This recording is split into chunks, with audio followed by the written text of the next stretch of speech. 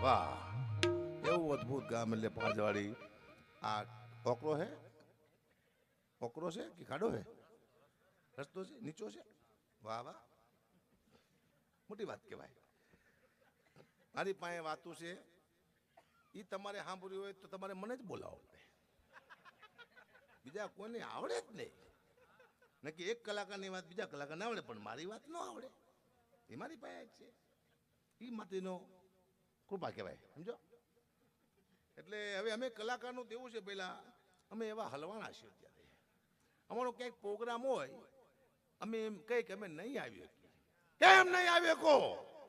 અમારા માસી મરી ગયા છે, ન ચાલે, અહીંયા બોલ વાગી જશે, આવું જ પડશે, એટલે અમારે જવું પડે. પણ જો એમના માસી મરી જાય તો કે પ્રોગ્રામ કેન્સલ. કે કેમ? કે અમારા માસી મરી ગયા છે. એટલે માસી તો બેને હરખાવો જોઈએ. તમારી માસી માસી ને મારી માસી રાશિ, આવું કેવું દુઃખની વાત છે, પણ મારે કરવી પડશે. હા, ને હવે અમે કલાકાર તો એવું છે કે તમે જોજો, અમે જ્યાં પણ જઈને એક વાત ચોક્કસ કરી. શું કઈ ખબર છે સાહેબ? અમે તમને આનંદ કરાવવા માટે આવ્યા છીએ. ના બાપા ના, ધંધો કરવા આવ્યો. આનંદ તો ઘરે ન કરાવી, આ શું લેવાય? પૈસા, ધંધો, ખોટી વાત છે. કોઈનું માનતા નહીં કલાકાર કહેતા. કોઈ આનંદ કરવા આવતું જ નથી, ધંધો કરવા બહાર દીકરા. ઘડીક થાય ને અમે એમ કહીએ તમે હાથ ઊંચા કરો, તમારે હાથ ઊંચા કરવાના. વળી પાછા અમે કલાકાર એમ કહીએ કે ફોનની લાઈટ ચાલુ કરો, તમારે ફોનની લાઈટ ચાલુ કરવાની. વળી પાછા તમે એમ કહીએ કે સાહેબ તાલી પાડો, તમારે તાલી પાડવાની. તમને ખબર ન પડે કે તમે ડાયરામાં આવ્યો કે દાડી આવ્યા છો. એટલે હાલો તમે પૈસા લો, તમે તાલીઓ પાડો, તમે મોબાઈલ કોકને શું લેવા કરાવો છો, પણ પબ્લિક કરે છે. દુઃખની વાત છે, પણ મારે કર્યું પડે છે. મારી પાસે દુઃખની વાતો બહુ છે, આ બધી દુઃખની વાતો છે, પણ કરવું પડે. અમને હળવદમાં ચોર આવ્યા ને, દરવાજો ખોલ્યો ને પેલા રૂમમાં ગયા, બીજા રૂમમાં આખું ઘર સૂતું હતું, એને ટપીને ત્રીજા રૂમમાં ગયા.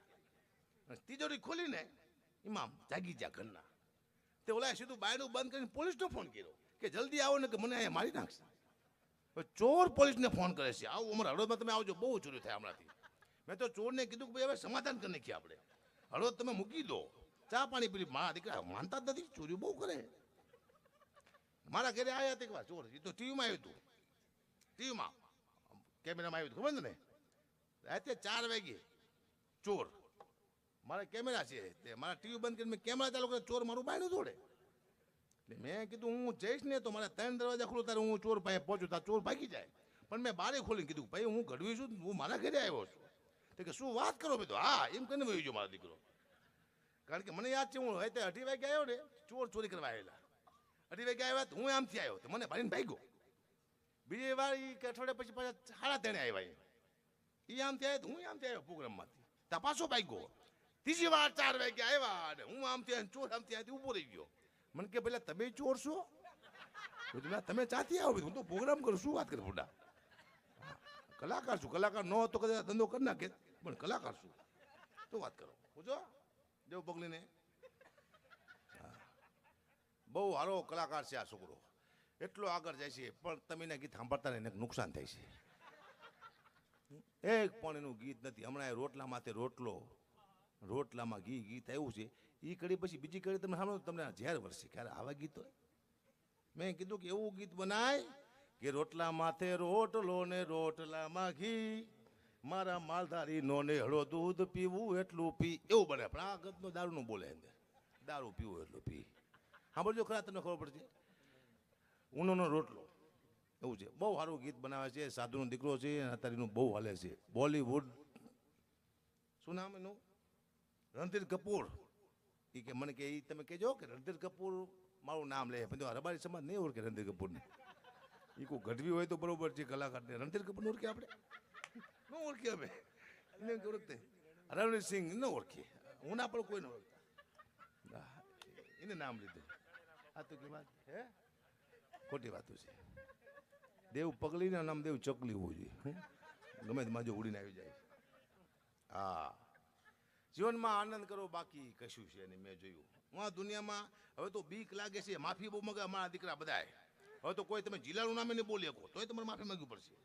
મેં તો કીધું બધાને કે મને માફી મંગાવે તાત્કાલિક આવો, હું તો તૈયાર જ છું માફી માંગવા. મારો નંબર લખો 72 039 37 55 9. માફી મંગાવો, તમારા દિલને શાંતિ આપો. અરે મારી જાઓ તો કોઈ પણ કલાકાર બોલો એની માફી હું માંગવા તૈયાર છું. અને કદાચ તમને શાંતિ ન થાય તમને ડાયરો કરાવો, મારો બજેટના અડધા પૈસા આપજો, ડાયરામાં માફી માંગી ડાયરો કરીને પછી હું વયો જઈશ. હવે આનાથી વિશે શું છે? માફી માંગાવો છો, દુઃખની વાત છે. માફી માંગવાને મને શું દુઃખ થાય ખબર છે કે માફી માંગાવી કોઈ બાજરીનું કામ જ નથી. કલાકાર કોઈ ડાકુ ડોન છે તમે એને માફી માંગાવો છો? એ ગરીબડી કોમ છે કલાકાર, બિચારી ગામે ગામ પ્રોગ્રામ કરે છે, એ બાજવા માટે તૈયાર નથી. ક્યાં ક્યાં બાજવો? ગાયું તો બિચારી ગાયું ખાઈ લે છે, મારો તો માર ખાઈ લે છે. પાછા એમ કે છે કે સાહિત્યને જીવતું રાખો, પાછા સાહિત્યકારને મારવા થોડા બાર દીકરા. આમાં કેવી સાહિત્યકાર જીવતા રહે તો સાહિત્ય જીવતું રહે છે ને. એટલે સંસ્કૃતિનો કમ્પ્લેટ નાશ કરવા માટે એક પ્રયોગ ચાલી રહ્યો છે. એક આખું એક ચાલી રહ્યો છે, તમને ન ખબર તો કહી દઉં કે જેમ બને એમ સંસ્કૃતિનો નાશ કરતો આ દેશમાંથી, એટલે આ દેશમાંથી સનાતન ધર્મ વયો જાય છે. મુદ્દો એ છે સાહિત્યકારો વાતો કરે છે ભગવાનની, રાજા મહારાજાની, પ્રાંતોની, આવી વાતો કરે સાહિત્યકાર. કદાચ આખો દી બોલે તો કદાચ એકાદી ભૂલ થાય, તમે માફ કરો તો તમે મહાન છો. માફી મગાવવાથી મહાન નથી બનતા. મારા તો એ માફી માંગવાનો દી આવ્યો જ નથી. હું તો તૈયાર છું અત્યારે માગું. માગી ને કે માગી લો. શું માફી? સિકંદર જ્યારે હિન્દુસ્તાનમાંથી આક્રમણ કરવા માટે આવ્યો ત્યારે એના ગુરુને પૂછ્યું કે હિન્દુસ્તાન માટે આક્રમણ કરવું છે, હું વિજય કેવી રીતે બનીશ? તેના ગુરુ કીધું કે એક કામ કરજે, 3 વ્યક્તિને મારી નાખજે આજે. કોને? એક વાર્તા કરતી દોશી પોતાના દીકરાને વાર્તા કરતી હોય રામાયણની, કૃષ્ણની, મહાભારતની, એને મારી નાખજે. બીજો કવિ છે જે ઇતિહાસો લખે છે રાજા મહારાજના, ભગવાનના, એને મારી નાખજે. ત્રીજો કલાકાર જે રજૂ કરે છે એને મારી નાખજે. જીવનમાં તારે કોઈ વાંધો ના આવે તું વિજય પ્રાપ્ત કરી લેશે. એમ અત્યારે સમય આવી ગયો છે.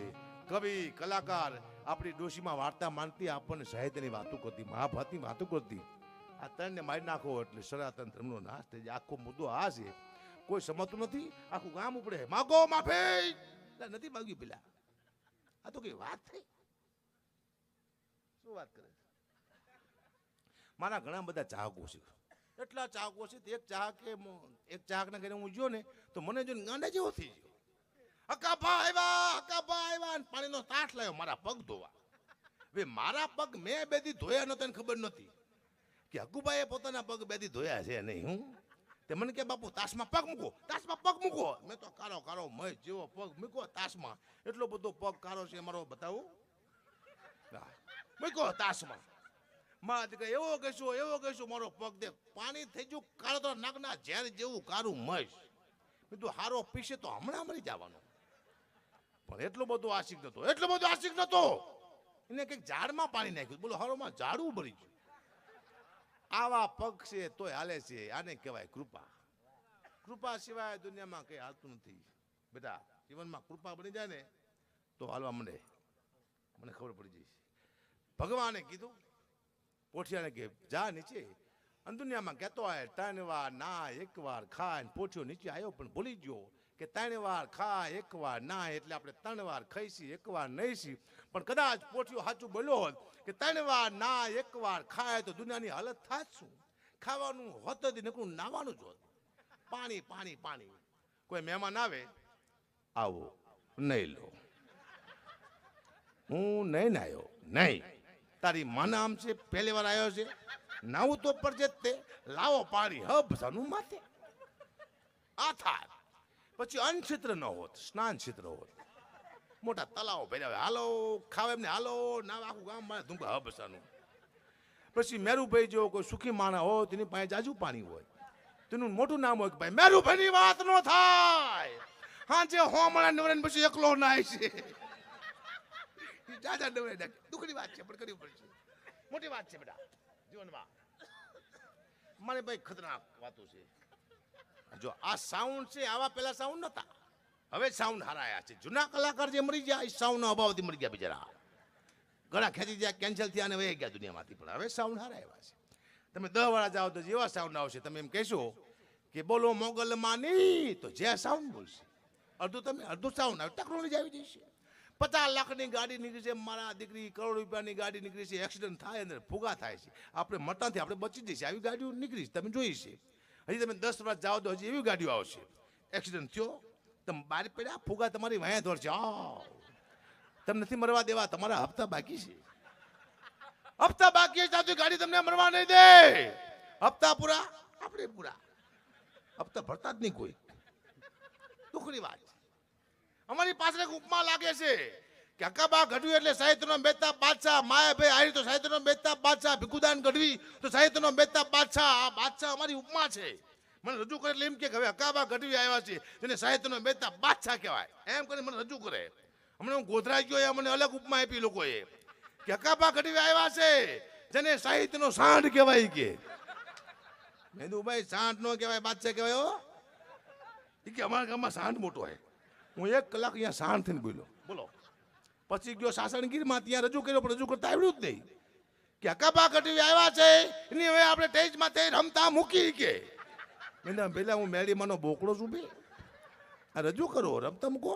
દુઃખની વાત છે, મારે જ કરવી પડશે. આવી બહુ દુઃખની વાત છે. અમને મારા દીકરો છે નાનો 12-13 વર્ષનો, એને મેં સાયકલ લઈ આપી નાની. પછી સાયકલમાંથી હું ખુદ બેઠો. બેટા તારી નાની સાયકલમાંથી હું બેઠો છું, કેવો લાગુ છું? મને કે પપ્પા તમને ખોટું લાગશે. નહીં લાગે, તું ખાલી કે તારી નાની સાયકલમાંથી હું બેઠો છું, હું લાગુ છું કેવો? મને કે પપ્પા તમે મારી નાની સાયકલમાંથી બેઠા છો, તમે એવા લાગો છો જાણે બહુચરમાના કુકડામાંથી મહિષાસુર બેઠો એવું લાગે. મને મહિષાસુર કીધો મારા છોકરાએ. દુઃખની વાત છે, પણ મારે કરવી પડશે. મારી પાસે ભયાનક દુઃખની વાતો છે. એક પત્નીના પતિને કીધું કે તમને ખબર છે? એનો પતિ કે શું? કે હું રવિવાર રહું છું, હું મંગળવાર રહું છું, અમાર રહું છું, બુધવાર રહું છું, પૂનમ રહું છું, કેટલું બધું રહું છું. એનો પતિ કે તું ખાલી હકણી રહે, તારે કઈ રહેવું જ નથી, શાંતિથી બેસ. શું લેવા રહેવું જોઈએ આપણે? દુનિયામાં કઈ રહેવાય નહીં, કોઈને કઈ કહેવાય નહીં, કોઈ બોલાવે ત્યાં જવાય નહીં, વાત પૂરી થઈ ગઈ. આનંદ. હું તો ઘંટી